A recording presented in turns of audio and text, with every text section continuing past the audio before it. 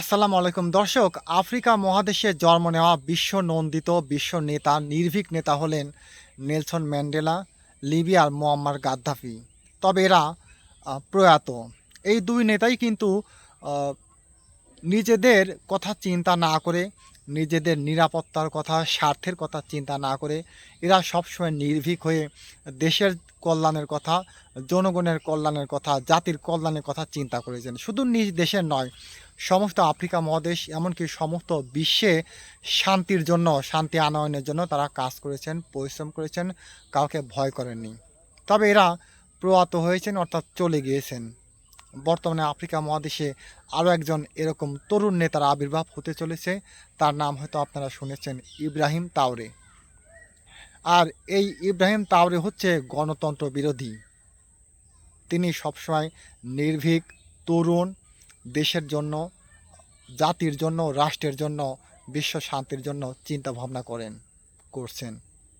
আর এই ইব্রাহিম তাওরেকে হত্যার জন্য পশ্চিমারা ইব্রাহিম তাওরের গার্ডকে, নিরাপত্তা কর্মীকে ৬৫ কোটি টাকা অফার করে। ইব্রাহিম তাওরের গার্ড এই অফারটি প্রত্যাখ্যান করে এবং তাদের ষড়যন্ত্র ফাঁস করে দেয়। পশ্চিমাদের প্রস্তাব ছিল, ষড়যন্ত্র ছিল যে ইব্রাহিম তাওরে যখন নামাজে সিজদা দেবে এবং সেই সিজদারত অবস্থায় ইব্রাহিম তাওরেকে পিছন থেকে হত্যা করা হবে। এই নকশা, এই নীল নকশা তারা এঁকেছিল। ইব্রাহিম তাওরের গার্ড সেই নীল নকশাটি প্রত্যাখ্যান করেছেন, ষড়যন্ত্র ফাঁস করে দিয়েছেন। ইব্রাহিম তাওরের কাছে কথাটি বলে দিয়েছেন। ইব্রাহিম তাওরে সেই সময় কি বলেছিলেন? বিশ্বস্ততা টাকার কাছে বিক্রি হয় না।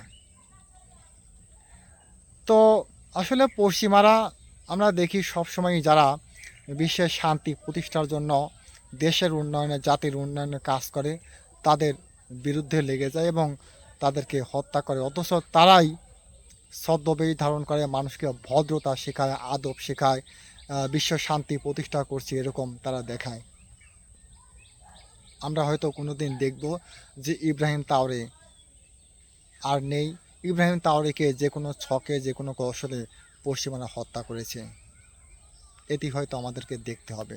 তবে আমাদের আশা থাকবে যে না, ইব্রাহিম তাওরে দীর্ঘজীবী হোক। আল্লাহ তাকে দীর্ঘ জীবী করুন, সুস্থ রাখুন এবং দেশ, জাতি এমনকি বিশ্ব শান্তি প্রতিষ্ঠার জন্য তাকে আল্লাহ তাআলা কবুল করুন। আমিন।